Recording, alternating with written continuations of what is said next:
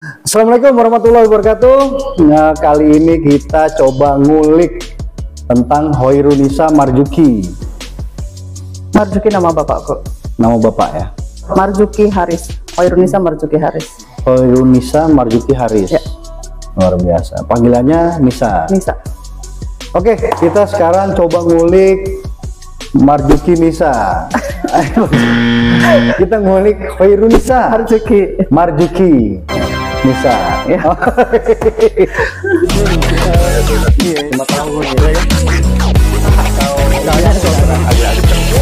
Emang bakalan terus idol, bakal terus menghibur. Jadi Mbak Nisa ini adalah seorang wanita yang menjadi ketua Bawaslu, Badan Pengawas Pemilu Kota Bekasi. Kota Bekasi. Bukan yang kata-kata bawa selalu anak Anda ya. Bawaslu itu bukan singkatan, bawa selalu bukan. Bertepatan dengan yang belum lama ini Hari Wanita Sedunia ya. Hari Perempuan Internasional. Saya lebih suka Bang Dul menggunakan kata perempuan ya dibanding dengan kata wanita. Kenapa? Karena wanita itu asal katanya wani ditoto. Wani ditoto itu bahasa Sanskerta kan. Yep. Jadi dia bukan sebagai subjek tapi objek. Ditata, diarahkan, dipimpin. Tapi kalau perempuan asal katanya empu, kepemilikan. Makanya sekarang namanya Kementerian Pemberdayaan Perempuan. Bukan wanita lagi. Perempuan itu jadi lebih dia dimiliki, bisa ya? mengambil keputusan, dia bisa menjadi dirinya sendiri asal kata kalau perempuan empu. Gitu. Tapi kalau ditoto artinya ditata, diarahkan, dipimpin. Dia harus nurut. Iya, kalau wanita dan perempuan, kalau saya bilang perempuan itu lebih punya nilai gitu. Perempuan gitu. Internasional ya? Ya, Hari Perempuan Internasional. Perempuan Internasional 8 Maret. Tanggal 8 Maret. Ini Hoirunisa ini kelahiran Bekasi ya? Saya lahir di Bekasi. Lahir di Bekasi. Saya lahir Bekasi ya.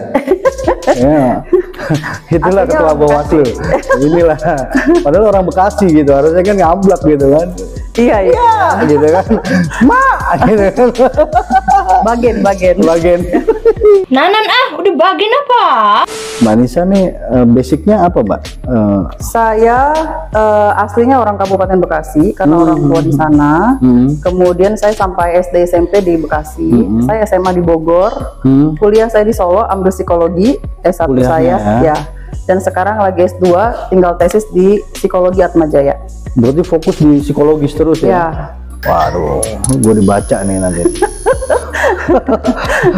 Berarti psikologis tuh luas sih ya, bisa jadi termasuk di mediator pengadilan juga ada tuh ya. Sampai jadi, psikologis tuh ilmu. Psikologi itu kan sebenarnya ilmu soal perilaku ya kan. Jadi kalau saya ambil, karena saya ambil psikologinya konsentrasi di psikologi sosial dan politik masuk di psikologi sosial. Oh gitu ya, jadi lebih ke psikologi sosial ya? Ya, aku psikologi sosial, yang masuk di sini termasuk psikologi politik juga ada di sini. Berarti kalau konsultasi gratis lah ya, karena sosial kan?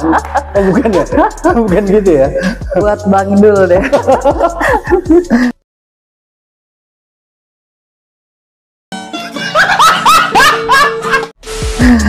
Oke lanjut, ini kita bahas Bawaslunya nanti. Kita coba ngulik dulu tentang hobinya apa. Mbak Nisa nih punya hobi nggak? Iyalah, punya hobi. Orang harus punya hobi biar bisa bisa rileks gitu ya. Jadi kita nggak selalu melulu soal yang serius, formal gitu. Perlu juga yang santai, ringan, dan melakukan hal-hal hobi itu sebenarnya kalau kita bisa melihat misalnya ibu saya penjahit, saya suka menjahit misalnya. Terus saya suka traveling gitu ya, jalan-jalan. Terus suka makan duren. Terus ya bertemu banyak orang itu aku senang. Komunikasi lah ya, komunikatif tuh senang ya. Kalau jalan-jalan itu kan kita selalu menemukan hal yang baru ya. Siap.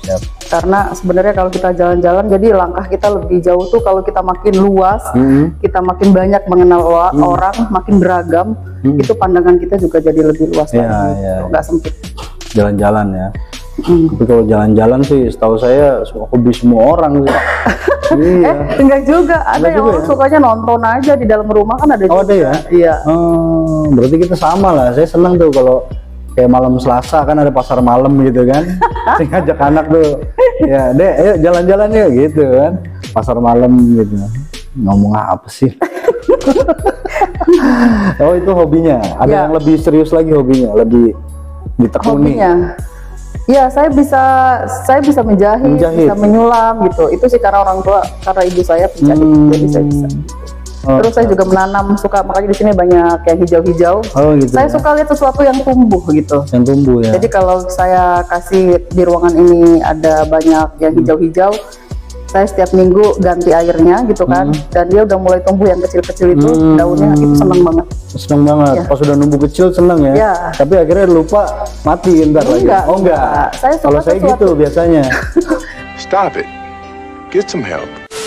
Saya suka sesuatu yang tumbuh, karena saya juga itu kan menjadi pola buat saya. Saya juga harus tumbuh gitu. Kalau usia boleh bertambah, tapi kita juga harus tumbuh. Jadi lebih ke proses perawatan sampai tumbuh itu. Karena manusia juga harus tumbuh, Bang. Kita juga harus belajar kan gitu. Tiap hari kita harus belajar, kita harus mengupgrade diri kita. Kenapa? Ya karena memang zaman juga terus berubah gitu, dan kita harus bisa mengikuti. Betul, jangan monoton lah ya. Terus kalau ngejahit apa itu memang perempuan banget sih. Kita balik lagi ke hari wanita, hari perempuan. Hari perempuan internasional, bener ya. Tapi itu tidak hanya perempuan, karena desainer juga banyak laki-laki. Ya, jadi kalau orang bilang menjahit adalah tugasnya perempuan, itu keliru ya. Karena kadang kita sejak lahir, ketika kamu jadi laki-laki atau perempuan, masyarakat atau orang tua kita sudah membagi, sudah melakukan pembedaan. Oh iya, karena kamu perempuan saya ajarin kamu pasang kancing, yang laki-laki nggak diajarin. Makanya ketika besar, abang nggak bisa kan pasang kancing kayak gimana, itu menjahit atau hal yang kecil sederhana, sobek itu nggak bisa. Tapi perempuan bisa, karena perempuan diajari, laki-laki enggak. Padahal kalau dua-duanya diajari, ya bisa jadi dua-duanya juga mampu gitu. Itu dari kecil kebiasaan jatuhnya. Ya, kayak nyetir deh gitu. Kayaknya laki-laki tuh lebih jago. Karena kadang masyarakat menganggapnya udahlah perempuan numpang aja. Gitu. Tapi ini beda kasusnya dengan emak-emak ya, yang sen ke kiri terus ke kanan gitu ya. Ibu ini belok mana nih? Tiba-tiba kok kanan apa kiri? Iya. Kadang kurang dipercaya bahwa dia mampu gitu. Padahal mampu, tapi kadang punya rasa khawatir karena dianggap perempuan, laki-laki lebih hebat, lebih jago, lebih kuat, laki-laki lebih hal-hal yang bersifat mekanik misalnya lebih oke gitu. Padahal sebenarnya enggak, itu yang akhirnya mengakibatkan laki-laki misalnya kalau menangis dianggap cengeng, nggak boleh. Padahal sebenarnya nangis itu adalah emosi yang memang boleh untuk ditumpahkan gitu loh. Emang laki-laki dalam hidup nggak boleh sedih, tapi kalau nangis diejek kan. Oh lu cowok kok nangis sih gitu. Padahal nangis itu sebenarnya kalau secara psikologi untuk mendapatkan energi kembali dia gitu. Jadi harus dikeluarkan, justru kalau disimpan malah jadi persoalan nantinya. Jadi sok kuat padahal nggak kuat. Iya, itulah.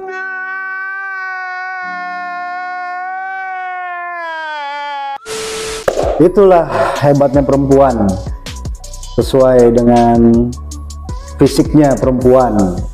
Ya itulah perempuan. Nggak jelas ya. Nah, kalau untuk perempuan, bicara perempuan, ini kan udah punya anak ya? Udah kan? Udah. Itu ngatur waktu, kesibukan menjadi aktivis pengawas pemilu ini gimana? Bekerja harus bagi waktunya. Sebagai istri juga. Saya kalau dari dulu cari pasangan itu syaratnya satu, bisa negosiasi. Itu karena negosiasi itu bentuk bahwa kita bisa bicarakan bersama gitu ya. Jadi kalau udah nggak bisa dinego nih, harus saklek ini itu udah nggak bisa. Jadi saya bernegosiasi, oke, kita punya anak tapi kita urus bersama. Dan saya karena punya kemampuan, misalnya dulu sebagai aktivis perempuan, saya butuh bekerja misalnya untuk bertemu dengan banyak orang, saya punya ilmu yang harus saya bagi juga gitu, dan saya harus belajar juga dari banyak hal sebagai perempuan. Maka saya bernegosiasi, saya bekerja, saya kuliah gitu. Jadi menurut saya sebenarnya soal saya mau menjadi apa, saya mau bekerja di mana, ruangnya seperti apa, ya itu dikompromikan gitu. Jadi nggak ada persoalan. Jadi udah komitmen dari awal ya. Intinya oke, berkeluarga, cuman ini gitu udah diatur lah. Kalau saya punya anak nih, kira-kira gimana nih, karena saya harus kuliah. Saya harus selesai studi saya, terus saya harus bekerja juga nih, anak gimana nih. Jadi kita atur bersama. Ini lanjut lagi kuliah ya? Ya. Psikologis itu ya, sosial. Saya kuliahnya baru karena kemarin anaknya masih balita, belum bisa kuliah. Kalau sekarang udah bisa ditinggal. Aduh, berapa lusin anak? Jangan banyak bang, sekarang anak nggak boleh banyak bang. Bukan nggak boleh sih. Saya membeli untuk tidak banyak-banyak. Kenapa? Karena saya sebagai pribadi, saya juga butuh untuk liburan, saya butuh untuk healing, saya butuh bahagia untuk diri saya sendiri gitu. Jadi butuh jalan-jalan juga. Jadi hidup saya nggak harus ngurusin anak terus-menerus sepanjang hidup gitu. Orang zaman dulu kan anaknya banyak gitu ya. Kalau sekarang kayaknya juga udah berubah kok. Udah berubah ya? Iya. Siap-siap. Kita balik lagi nih ke masa lalu nih. Iya. Waktu kecil, inget-inget coba nih. Kecil SMP atau apa itu ada suatu kejadian atau suatu peristiwa yang nggak pernah lupa gitu. Ada nggak ya? Wow gitu. Misalnya banyak pernah ngobak di empang. Oh iya. Misalnya atau apa gitu. Iya. Hal yang menyenangkan itu, saya kan dulu hidupnya di kampung. Jadi kalau pernah mengenal ada namanya Kampung Pulau Murub di Cikarang. Pulau Murub. Itu dalam sejarah Islam tertua di Cikarang. Islam tertua di Cikarang. Jadi namanya Pulau Murub. Pulau itu artinya tempat gitu ya. Pulau Murub itu artinya cahaya. Jadi dia ada di tengah sawah, itu kampung saya. Dan sekarang sudah ramai ya, karena udah banyak pabrik. Dulu itu masih, dan sekampung itu ngomongnya Banten. Karena kami bersuku Banten yang tinggal di sana. Jadi kami sekeluarga orang Banten. Jadi dari orang-orang Banten pindah ke sini? Ya, ceritanya tahun 1800 zaman Belanda. Jadi apa namanya, udah nggak bisa balik lagi gitu. Akhirnya terus di Cikarang itu berarti banyak ya orang Banten ya? Ada iya. Banten yang Serang itu ya? Iya, tapi ngomongnya Banten sehari-hari. Yang menyenangkan banyak gitu ya, karena kan beda generasi yang sekarang, kita sebutnya generasi alpha, anak-anak kelahiran 2010. Kalau saya kan generasi milenial, kelahiran 80-an. Tapi nggak boleh sebut umur. Wah, nggak boleh sebut umur. Pokoknya muda.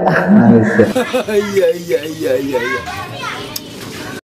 Yang paling saya ingat dalam ingatan itu kan, di kampung itu kan kita main di sawah gitu kan, cari keong, cari semanggi gitu kan, naik pohon, ya itu hal yang menyenangkan. Dan saya punya rutinitas yang cukup baik di dalam rumah, yaitu kita selalu makan bersama, khusus makan malam. Makan malam ya? Makan malam itu bareng. Harus. Makanya dalam makan bareng itu saya ngobrol sama orang tua. Yang zaman itu sebenarnya sulit banget buat anak ngobrol sama orang tua gitu. Kita kan kadang berjarak ya, orang yang kelahiran zaman dulu nih. Ngomong tuh berjarak sama orang tua gitu. Kalau anak-anak sekarang kan ngomong tuh udah enak, udah bersahabat gitu ya. Nah, jadi itu yang bikin keluarga saya demokratis. Saya diajarkan untuk menghargai orang lain juga. Saya biasa berbicara juga gitu di dalam keluarga, karena dalam makan bareng itu saya cerita gitu. Itu yang saya turunkan sekarang di keluarga. Kita kan belajar di dalam keluarga dulu bang. Iya kan, kalau kita ngobrol sama apa namanya, belum biasa untuk speak up gitu ya, apa yang saya rasakan. Mah saya sedih, mah saya kesel, kan jarang banget orang ngomong kayak gitu ke orang tua. Nah, di dalam keluarga saya terbiasa untuk terbuka, yang akhirnya itu membuat saya juga jadi terbuka. Gitu. Itu wajib ya makan bareng itu ya? Iya, makan bareng kan tidak sekedar kita beraktivitas mengenyangkan perut ya. Di situ komunikasi lah. Komunikasi gitu. Dibangun ya. Iya, ada hal-hal yang memang harus disampaikan. Tapi emang orang tua ada ini juga, apa aktivis atau apa? Iya. Apa tuh aktivis di kampusnya atau? Dia zaman masih 3 partai zaman itu. Oh iya. Ya, masih zaman 3 partai. Masih zaman 3 partai. Tahun 80-an itu ayah saya pernah, jadi kampung saya di Pulau Murub itu pernah 3 tahun berturut-turut tidak nggak panen. Dan orang kelaparan. Untuk padi itu ya? Iya, di situ. Dia kirim surat karena dia baca majalah Tempo. Dia kirim surat di Dewan Redaksi di Tempo bahwa kami kelaparan gitu, kelaparan karena kami nggak panen. Dan tiba-tiba datang dari luar truk gitu ya, dari Jakarta, ngasih sumbangan, orang sekampung kaget, ini siapa yang melakukan itu, kok tahu, karena dia kirim surat. Luar biasa. Zaman dulu ini ya. Zaman dulu ya. Ini ya, ke pemerintah agak jauh ya. Komunikasinya maksudnya ya. Beda. Memang sekarang perubahan cepat ya. Betul. Polisi juga sekarang udah di kampung-kampung nongkrong bareng. Kalau dulu kan presiden aja sekarang bisa di-mention Bang di medsos, ya kan? Iya betul. Makin gak berjarak gitu. Sekarang udah inilah ya, TNI, Polri, pemerintah, Forkopimda kalau bahasanya sekarang kan. Komunikasi lebih lancar. Walaupun punya tantangannya gitu, banyak tantangannya. Betul. Kalau dalam hidup yang paling nggak suka, paling dibenci apa? Saya nggak suka orang nyampah. Saya nggak suka orang nyampah. Nyampah lo dulu.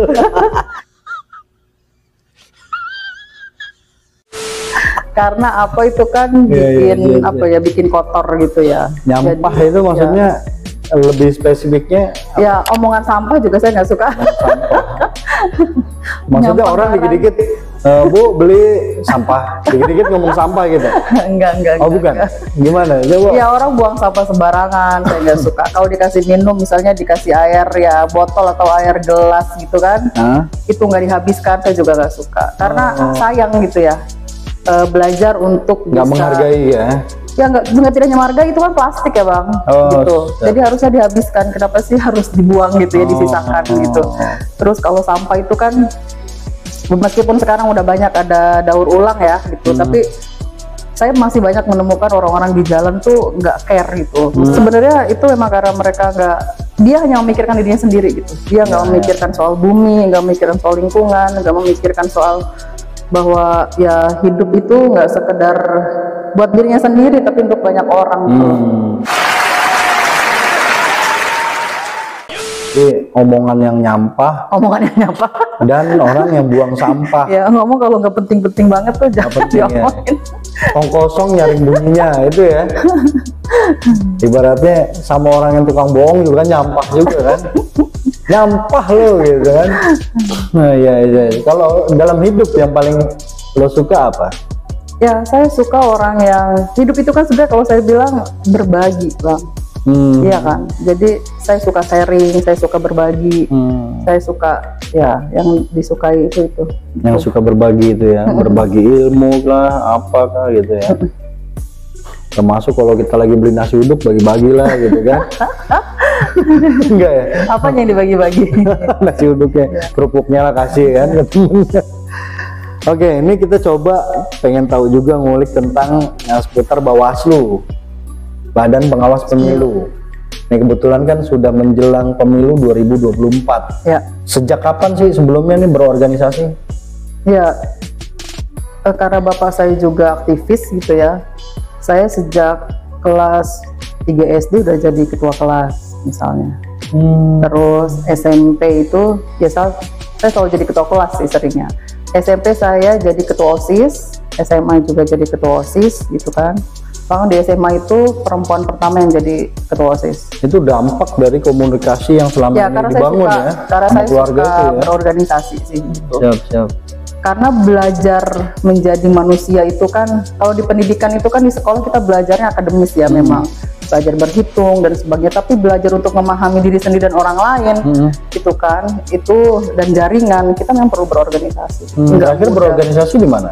Terakhir saya bekerja di Komnas Perempuan, saya koordinator volunteer di Komnas Perempuan, kemudian pernah juga di PPNU, Pelajar Putri Nahdlatul Ulama, pernah juga di Kohati PBHMI. Luar biasa. Oh my god, wow.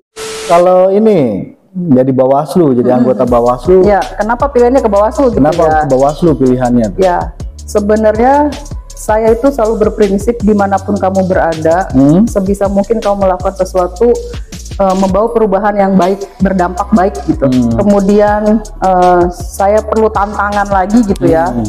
Saya coba belajar untuk di isu pemilu dan politik gitu.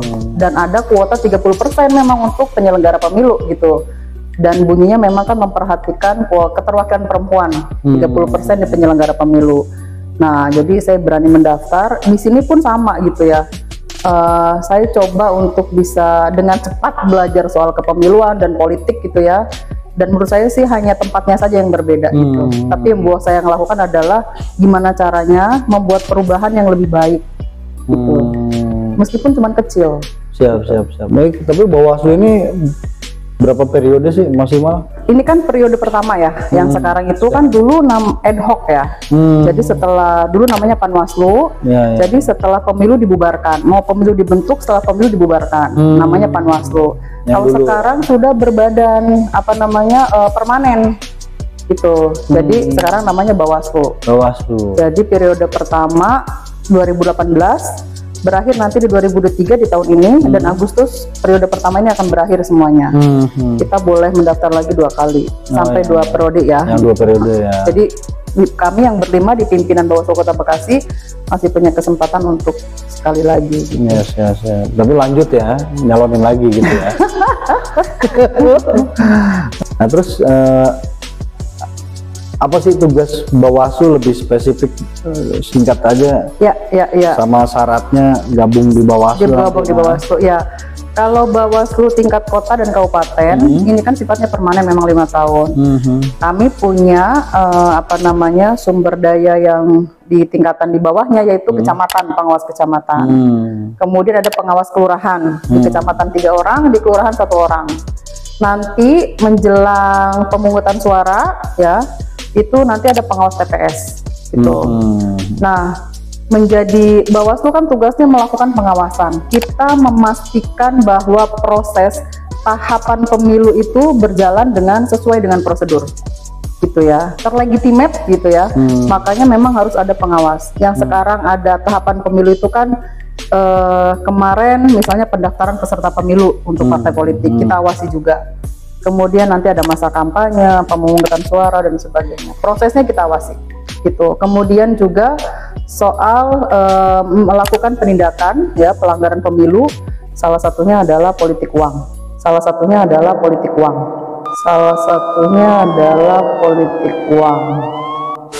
Politik uang. Itu yang paling ini ya, paling cukup, jadi fokus dominan ya. Dengan ujaran kebencian, hoax misalnya, berita-berita yang kadang perlu juga ya teman-teman dari Bang Dul gitu ya, media ini kan juga perlu juga untuk meluruskan gitu, karena kalau politik ini kan apa aja bisa mudah untuk dipecah gitu ya masyarakat ini dengan isu-isu yang tidak benar. Makanya kita perlu kerja bareng nih gitu ya. Kalau kita dapat informasi itu jangan langsung ditelan gitu, bener nggak nih gitu. Karena gampang kan sekarang, ada gambar diedit, ada foto, ada suara dan sebagainya. Terlalu mudah ya menyebar ya. Yang sebenarnya belum pasti ya kebenarannya. Gitu. Kalau syaratnya misalnya ada orang pengen gabung nih, wah gue juga mau dong ikut jadi pengawas gitu. Apa aja syaratnya, gimana caranya? Ya, kalau untuk tingkat kota, Bawaslu kota memang usianya minimal 30 tahun. Gitu ya. Terus kalau tingkat kecamatan, kelurahan sampai pengawas TPS 21 tahun minimal usianya. Maksimal nggak ada. Maksimal nggak ada gitu. Kong, daftar Kong. Kolong Kong yang ngawasin nih, seru kali ya kan, sambil yang mantap. Yang paling penting lagi sebenarnya dia tidak berpartai politik dan tidak menjadi anggota terhitung 5 tahun sebelumnya. 5 tahun sebelumnya. Jadi kalau pernah menjadi anggota tahun 2020 misalnya nggak bisa. 5 tahun sebelumnya nggak boleh berpartai. Tapi kalau udah masuk Bawaslu nggak apa-apa kan? Nggak boleh. Kenapa? Karena kita memang kerjanya kan independen, integritas ya, mesti punya pengawasan ya. Ya betul. Justru pengawasan ke partai-partai itu kan? Ya, kita malah jangan berpihak, tidak boleh berafiliasi, itu yang paling penting sih sebenarnya. Jadi kalau kita runut tadi dari awal kan nih, yang dulunya main keong di sawah lah ya kan, sampai genjer, nyari ini. Iya, terus sama keluarga juga ternyata ada kewajiban yang makan bareng ya, makan bareng, komunikasi di situ sampai ke organisasi, sampai ke sekarang ini Nisa nih lebih perempuan banget gitu. Nyambung nggak? Perempuan banget. Jadi terima kasih infonya nih, sorry kita kulik-kulik. Ternyata Mbak Nisa pernah main keong sama genjer gitu kan. Oh, aku suka banget, semanggi itu suka banget. Semanggi. Tutut itu suka banget. Tutut yang iya.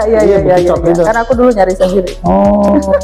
Oke, Mbak Nisa, makasih banyak. Sama-sama. Mudah-mudahan Bawaslu semakin ketat mengawasi pemilu. Ya, butuh dukungan juga dari teman-teman media untuk melakukan pengawasan partisipatif sama-sama. Yes. Dan sama saya warga mau, saya mau ngajak juga karena bertepatan dengan ini momennya di Hari Perempuan Internasional. Sebagai perempuan harus bisa mengambil keputusan untuk dirinya sendiri. Jangan takut untuk speak up gitu ya. Apa yang kamu apa yang kamu rasakan dan apa yang ingin kamu lakukan. Gitu. Yes. Itulah. Thank you ya. Ya, sama-sama. Siap.